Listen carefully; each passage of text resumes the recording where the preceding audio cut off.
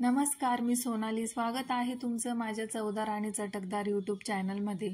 कटोरले म्हणजेच कंटोळी, पावसाळ्यातील अत्यंत आरोग्यदायी अशी रानभाजीची रेसिपी मी तुमच्यासोबत शेअर करणार आहे. तर ही भाजी खाल्ल्याने प्रोटीन्स, फायबर्स आणि भरपूर विटामिनयुक्त अशी भाजी बनवणार आहे. चला तर सर्वात पहिले कटोरले स्वच्छ पाण्याने धुवून त्याचे उभे काप करून घेतले.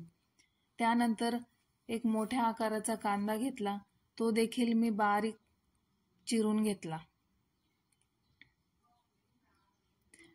कांदा चिरला गेला की 2 छोट्या आकाराचे टोमॅटो घेतले, ते देखील मी कट करून घेतले.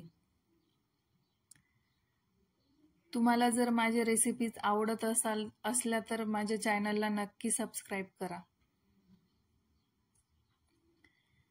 त्यानंतर शेंगदाणे घेतले मी खलबत्त्यामध्ये, त्याचे जाडसर कूट तयार करून घ्यायचे आपल्याला.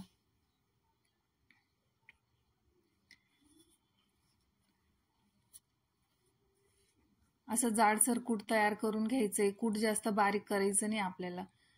त्यानंतर मी लसूण देखील कुटून घेतला. त्यानंतर गॅसवर कढई ठेवली, त्यामध्ये 2 पळी तेल टाकले. तेल तापलं की जिरे आणि मोहरीची फोडणी केली. त्यानंतर लसूण टाकून घेतला, तो तेलामध्ये चांगला करपून घ्यायचा आहे. त्यानंतर कढीपत्त्याची पानं घातली, कांदा घातला, टोमॅटो टाकला, तेलामध्ये मस्त करपून घ्यायचा आहे. कांदा टोमॅटो थोडा वाफला की त्यामध्ये आपण कटोरल्याच्या फोडी टाकून घ्यायच्या. त्यामध्ये 1 चमचा चवीनुसार मीठ घेतले. अर्धी लिंबाची फोड पिळून घ्यायची त्याच्यात. त्यानंतर 1 चमचा साखर घेतली. लिंबाचा रस आणि साखर टाकल्याने भाजीला अत्यंत छान चव येते आणि भाजी कडवट लागत नाही. झाकण ठेवून वाफवून घ्यायची 2 ते 3 मिनिटं. भाजी वाफली की आपण चेक करून घ्यायचंय. भाजी आता वाफून गेलेली आहे. त्यामध्ये घरगुती गरम मसाला टाकला 1.5 चमचा. त्यानंतर अर्धा चमचा लाल तिखट घातले, हळद टाकली. मसाला व्यवस्थित मिक्स करून घ्यायचा आहे.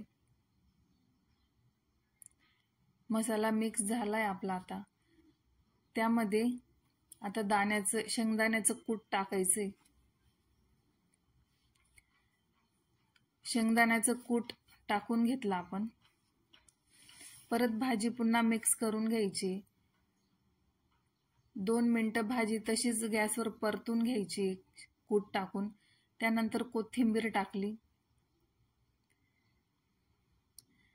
तर तयार आहे आपली कटोरल्याची मस्त चमचमीत अशी भाजी. तर व्हिडिओ आवडला असल्यास तुम्ही माझ्या चॅनलला नक्की सबस्क्राईब करा आणि असे सोप्या पद्धतीचे नवनवीन रेसिपी पाहण्यासाठी माझ्या चॅनलला फॉलो करा, सबस्क्राईब करा आणि व्हिडिओला लाईक करा. धन्यवाद.